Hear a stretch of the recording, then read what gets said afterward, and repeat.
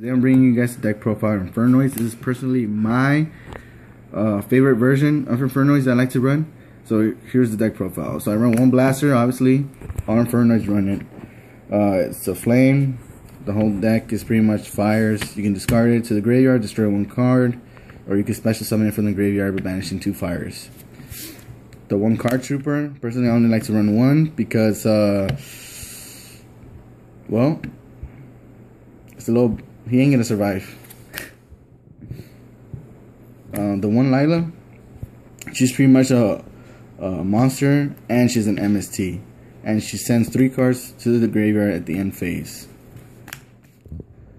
The one Raiden, you can summon it, activate effect, send 2 cards to the graveyard, and at end phase send 2 cards, and it's a level 4 tuner for you to synchro with. 3 Anthras, in case you're facing like you know, like Shadal Winda or anything, this is your card, your way out to that card. Pretty much it just sends the one face-up card on the field back to the hand. Also, it's a level 2 and high defense, not bad. 3 Harmadicks, destroys 1 monster on the field. Doesn't have to be face up either. That's one cool thing about it. If it activates his effect, it cannot declare an attack this turn. They're all pretty much DD Crows. I forgot to mention. You can just tribute them, target 1 card in the graveyard, and banish it. That's what all the Infernoids here do. It runs 3 of the level 4s, Infernoid Petrolea.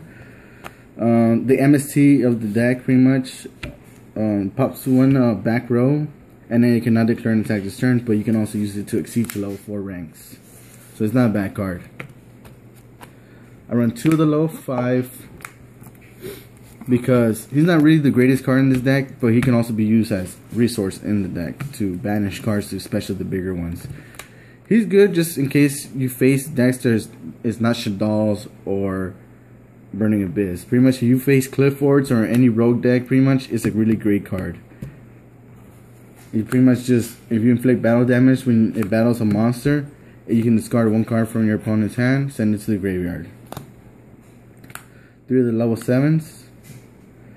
Same as pretty much at the end of the battle phase, after it attacked, you can banish 1 card on the field from play. The effect does not target. Also, he can tribute himself as a DD Crow, banish 1 card. They're all quick effects. 3 Adremalix. Pretty much he's your double attacker. He destroys a monster, sends it to the graveyard, he can attack once again in a row. But if it does not send it to the graveyard, he cannot attack. It's the only downfall about this card. 2 of the big bosses. 2 Infernoid Nihimith, or Onuku, however you call it. Pretty much when he's special summoned, you can destroy all cards in the all monster cards on the field. Also, you can tribute once per turn during either player's turn. You can tribute 1 monster to negate the activation of spell, trap, or effect and banish it. So it's pretty much like a shooting star. Oh, Quasar, I mean. I'm sorry. For spells, it runs 3 Reasonings, the 1 Monster Gate. This is pretty much the heart and soul of the deck. This is what makes the whole deck goes off. If you can at least open up with 1 or 2 Reasonings or a Monster Gate Reasoning, you pretty much win. The 1 Burial, to get all your banished monsters. You can put up to 3 monsters that are banished back into the graveyard. Also 2 Miracle Digs. It's kind of it's slower than Burial, but if most likely you'll have the materials right away if you have the Reasoning. So it's actually a really good card. Personally, I like to run 2. People like to run 1. So I run 2 MSTs for back rows, cancel vanities or anything that I just don't want back there. I can just you know, MST it, destroy it. 2 Void Seers. I'm personally thinking of running 3 of these because this card is just amazing. Pretty much you target 1 Infernoid monster in the field that you control, I'm sorry, and then you target it, and then it's unaffected by your opponent's card effects for the rest of the turn. Also, if it's in a graveyard, you can banish this one card and protect one of your Infernoid monsters from being destroyed.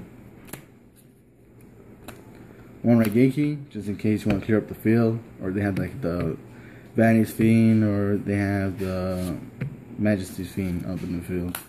I run one charge of the Light Brigade for 2 targets. The right and the light. Most likely, when you use this card, you're not gonna mill the 2 targets. It's only 2 out of like the 40 card deck. 1 Sacred Sword of the 7-star. I have 4 targets for this card. I have the 3/6 Tamas and the 1 Blaster. So it's actually a pretty good card. I run 2 Spiritual Arcanized. This card is really good because the fact is, if you have a face-up fire type monster in the field, you can tribute it, and then you inflict damage to your opponent equal to the monster's attack. So the whole majority of the monsters down here are 3,000 attack, 28 and 26 attackers. So it's a lot of damage. And personally, I like to run 3 Eye of the Voids. People like to run the Needlebug Nest, but I don't really like the Needlebug Nest because the fact is that you already run the reasonings in the monster game. Pretty much you're going to send, with this deck, you're pretty much going to send the whole deck to the graveyard. The only reason I like this is because, say if I open up with this card, and pretty much all my monsters are in my hand, and I don't have resources in the grave, this is going to bring out your big guy. So if he's in your hand, and you activate this card in your opponent's end phase, you're already going to have a free level 10 Onunku in the field. Now for the side deck, I run 3 spell Shattering Arrows, the 2 Royal Decrees for heavy back row decks, 2 Shadow Imprisonments, because my whole deck is actually just fires. People keep thinking it's darks, but they're not. 2 Fiend Comedians to banish your opponent's graveyard, or I can send cards equal to their cards in the graveyard from my deck to the graveyard. So it's pretty much your Needlebug Nest as well. Extra Lila, 1 Curry Bandit. What I like to attack is 1 Jinzo with reasoning. The 1 Gold Sark, the Necrophase, because pretty much it speeds up your Miracle Dig play. So if you Gold Sark Necrophase with a Miracle Dig and you banish 5 monsters, or you have 3 monsters banished, and then he gets your last 2 targets, Miracle Dig will be available to be used right away. Also, the one that clears up, I like to run 2 Dark Holes because a lot of the opponents would like to side out like Vanity's Fiend and Majesty's Fiends against this deck to try to kill it. So this will pretty much clears up the field right here. Now for the last, I'm gonna go over the extra deck. I run 1 number 11 Big Eye because I run 4 targets as level 7s. So 1 Draco Sack, 1 Divine Felgrant, 1 Goyo Guardian. I personally run 1 Sky Cavalry as Centura because I run 3 level 2 monsters, and you'll never know, maybe one of these days you can actually bring them out. The 1 Gaga Cowboy, Heroic Champion, the Luminescent Knight, the Steelstorm Roach. So in case you try to Pendulum Summon with the new rulings of Steelstorm Roach, you can pretty much destroy all Pendulum Summon monsters at once, as long as they're 4 or higher.